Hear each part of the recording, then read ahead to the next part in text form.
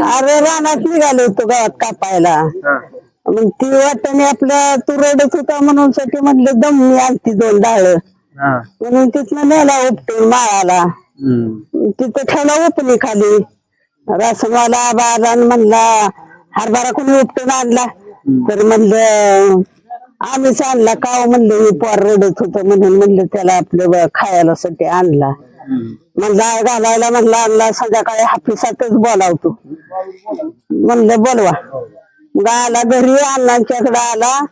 अण्णा म्हणलं तुझं जर कोण असत तर तो बोलावलं असतं का हापिसात.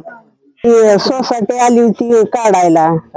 ती पैसा नाही आपल्याजवळ. मग आता काय करायचं हापिसात बोलावलं. हापिसात बोलावल्यानं आता अण्णाने आमच्या चोळा तोंडाला गुळ लागलं माश्या झाडायला.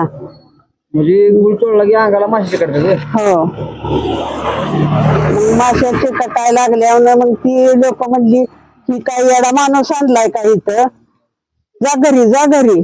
घरी आलं हातपाय धुतलं झालं चांगलं. म्हणजे गुळ चोळून येड्यागत केलं न वाचलं होय. पहिली परिस्थिती कशी काय होती काय? पहिली परिस्थिती काय तुला सांगायची आहे बाबा. खायला अन्न नव्हतं. सगळी त्याला चिली पिली बोतली घेऊन झोपायची. वरचा जानबाजा आला त्यांचं असं झाल्यावर काय कोणी आहे का बरं म्हणून आला आणि त्या चुलीच्या भिताडाला जसा टिकून बसला तसं सगळं भिताडच दाखवून टाकलं.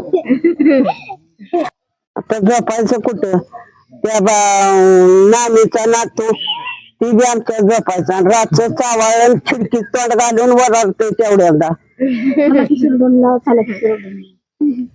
काय म्हणायचं चला की म्हणायचं आलाय कोण तिकडे भाव आलाय धरतोय मला आणि त्या खिडकीत तोंड घातलंय आणि वराडतोय. आम्ही उठली मी म्हणलं काय रे झालं सोवा तर म्हटलं अरे गाव म्हणलं काय नाही मला झालं मी काय झोपली इथं.